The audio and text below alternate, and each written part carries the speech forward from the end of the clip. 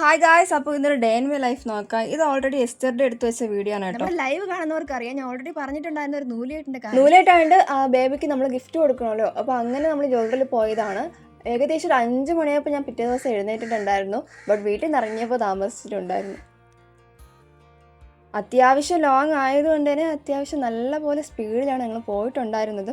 ഇവിടെ ആ ഉറക്കപ്പിച്ച് എനിക്ക് പോയിട്ടില്ലായിരുന്നു. കാരണം രാവിലെ എണീറ്റപ്പോൾ തന്നെ എൻ്റെ കിളി പോയാണ് ഞാൻ എഴുന്നേറ്റ്. പിന്നെ കുറച്ചെങ്കിലും ബോധം ഉണ്ടായിരുന്നത് എന്താണെന്ന് വെച്ചാൽ എൻ്റെ കസിൻ സിസ്റ്ററിൻ്റെ ബേബി ഉണ്ടായിരുന്നു. ഇവന് നിങ്ങൾക്ക് ഓൾറെഡി അറിയാമായിരിക്കും, നമ്മുടെ ഒരു ഷോർട്സ് ഇട്ടിട്ടുണ്ടായിരുന്നു. അപ്പോൾ ഇവനുള്ളത് കൊണ്ട് കുറച്ചെങ്കിലും ചിരിച്ചും കളിച്ചൊക്കെ പോയി. ബട്ട് പകുതി വഴിയെത്തിയപ്പോൾ എൻ്റെ കിളി പോയി. കാരണം എനിക്ക് വൊമിറ്റ് ഉണ്ടായി.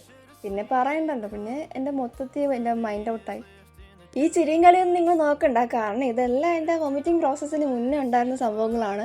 ബട്ട് ഞാൻ ആ സമയത്തുള്ള വീഡിയോസൊന്നും എടുത്തില്ല. കാരണം എന്ന് വെച്ചാൽ ഒന്നാമത് ആ സമയത്ത് നമുക്ക് ബോധമില്ലായ്മ ഭയങ്കര കൂടി നിൽക്കുന്ന ടൈമാണല്ലോ.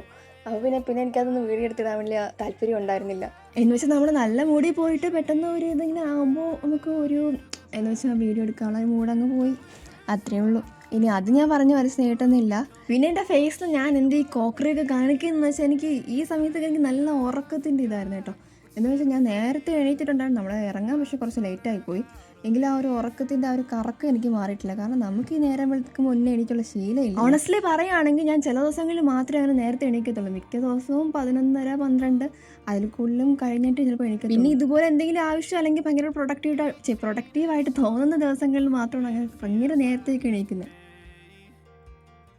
അങ്ങനെ കുറേ നേരത്തെ യാത്രയ്ക്ക് ശേഷം ഫൈനലി നമ്മൾ നൂലുകെട്ട് വീട്ടിലെത്തി. അവിടെ പോയി ഫസ്റ്റ് വാവയെ ഒന്ന് എടുക്കുകയൊക്കെ ചെയ്തു. ഞാൻ ഓൾറെഡി പോയിട്ടുണ്ട്, എടുത്തിട്ടുണ്ട്. ബട്ട് കുറേ ദിവസം കഴിഞ്ഞിട്ട് വീണ്ടും എടുക്കാൻ പോയപ്പോൾ കുറച്ചുകൂടി ടെൻഷൻ ഉണ്ടായിരുന്നു. തീരെ കുഞ്ഞു വാവയല്ലേ.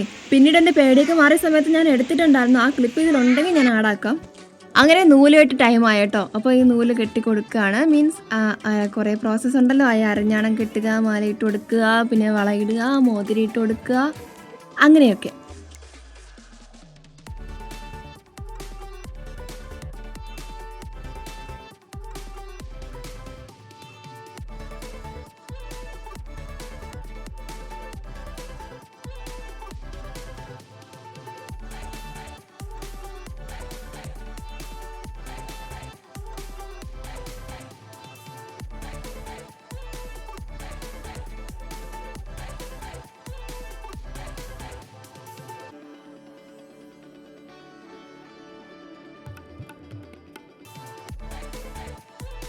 അങ്ങനെ എല്ലാവരും അവരൊരു വാങ്ങിയ ഗിഫ്റ്റൊക്കെ ബേബിക്ക് കൊടുക്കുന്നുണ്ടായിരുന്നു. അപ്പോൾ സാഗരം കൊടുത്തിട്ടുണ്ടായിരുന്നു. സാഗറിൻ്റെ കൈയാണ് ഈ കാണുന്നത്. ഞാൻ കൊടുക്കണമെന്നാണ് വിചാരിച്ചത്. പക്ഷേ ഈ വോമിറ്റിങ്ങിൻ്റെ ഇതായിട്ടൊക്കെ ഏകദേശം നല്ല കിളി പോയി ഇരുന്നതുകൊണ്ട് തന്നെ ഞാൻ എങ്ങനെയൊക്കെ നിന്നേ ഉള്ളൂ. പക്ഷേ എനിക്ക് എന്തോ ഫുള്ള് മൈൻഡ് ഔട്ടായി. പക്ഷേ നമുക്ക് ചിരിച്ച് വീഡിയോ എടുക്കണമല്ലോ, അതുകൊണ്ട് ഞാനൊന്ന് അഭിനയിച്ചു. എന്നിട്ട് സന്തോഷമൊക്കെ ഉണ്ട്. ബട്ട് നമുക്ക് വയ്യാതാകുമ്പോൾ നമ്മുടെ ആ ഒരു മൈൻഡ് അത്ര ഓക്കെ ആയിരിക്കത്തില്ലല്ലോ, അത്രയേ ഉള്ളൂ.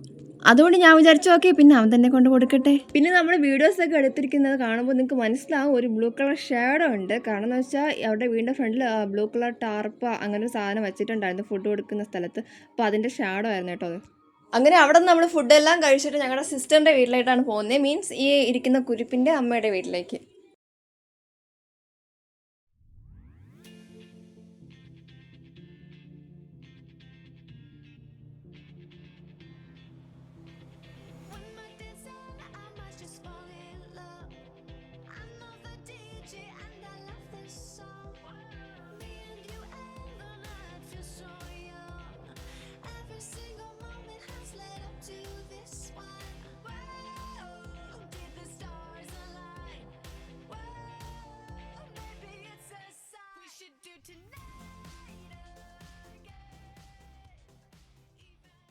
ഇവൻ ഡെഡായ ഹൗസിനാണ് ഓക്കെ. ബട്ട് നമ്മളങ്ങനെ ഫൈനലി എന്നാലും സിസ്റ്ററിൻ്റെ വീട് എത്തിക്കഴിഞ്ഞു. അവിടെ എത്തിയപ്പോൾ ബ്യൂട്ടിഫുള്ളായിട്ടൊരു കാഴ്ച വരുന്നു. കാരണം ഈ ഒരു പൂക്കൾ നിറഞ്ഞ് നിൽക്കുമായിരുന്നു കേട്ടോ.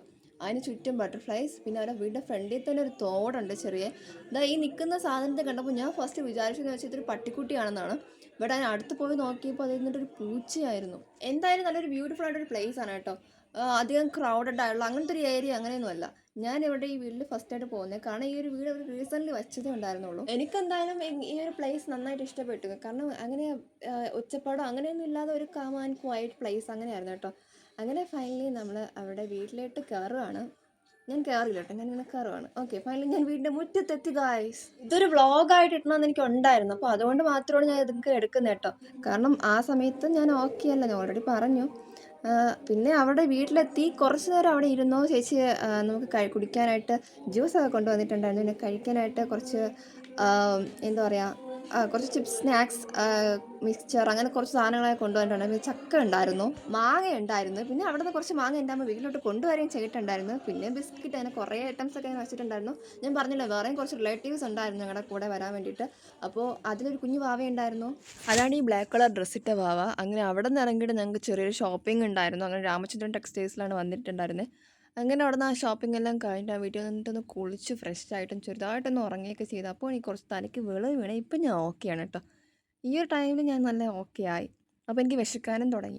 അങ്ങനെ പിന്നെ ഞങ്ങൾ വിചാരിച്ച് ഫുഡ് വാങ്ങാൻ പോകുന്നു. അങ്ങനെ ഫുഡ് വാങ്ങാൻ പോയപ്പോൾ അവന് ഷൂസ് വാങ്ങണമെന്ന് പറഞ്ഞു. അങ്ങനെ ഷൂസൊക്കെ വാങ്ങി.